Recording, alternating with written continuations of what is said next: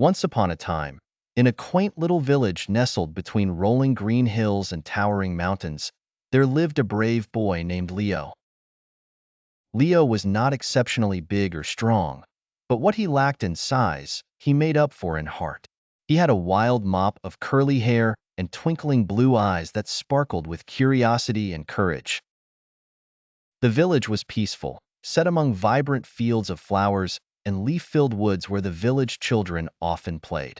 However, there was one problem.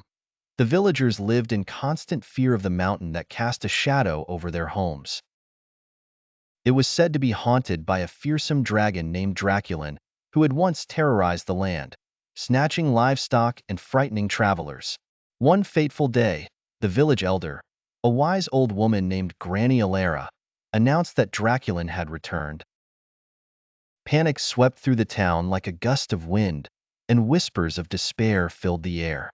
The villagers were terrified, believing that the only way to be safe was to remain indoors. But Leo couldn't stand the idea of living in fear any longer. He was tired of hearing tales of the dreadful dragon and decided that someone had to put an end to the reign of terror. That night, under the glow of the full moon, Leo gathered his courage and packed a small bag with essentials: bread, cheese, a bottle of water, and his trusty wooden sword.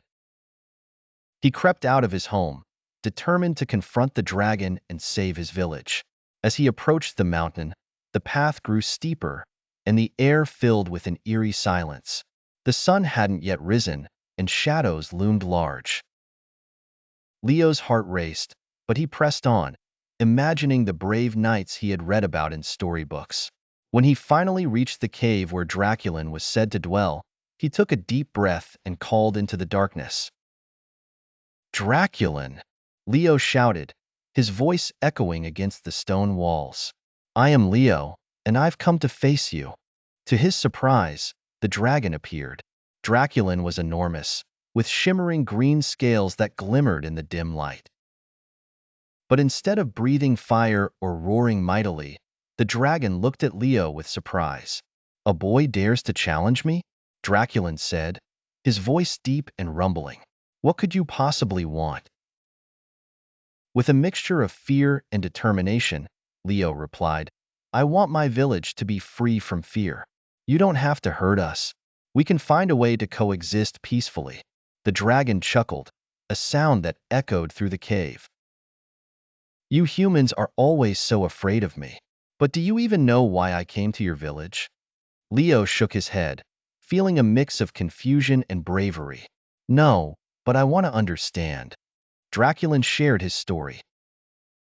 Long ago, he had been banished from his home in the mountains by villagers who feared him and mistook his loneliness for menace. He had raided their farms simply because he was starving and searching for food. But now, he was tired of roaming and wanted only to find friendship. Understanding sparked within Leo's heart. "Then let us help you," he exclaimed. "We can bring you food, and you can watch over our village. Together, we can create a bond instead of fear." Draculon blinked in surprise. "You would do that for me?"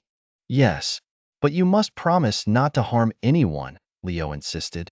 "You can be a guardian instead of a monster." After a long pause, the dragon nodded slowly, moved by the boy's bravery and compassion. From that day forward, Leo and Draculon became the best of friends. Leo convinced the villagers to bring food to the dragon instead of throwing stones or hiding in fear. In return, Draculon protected the village from other threats, such as wild animals and harsh weather.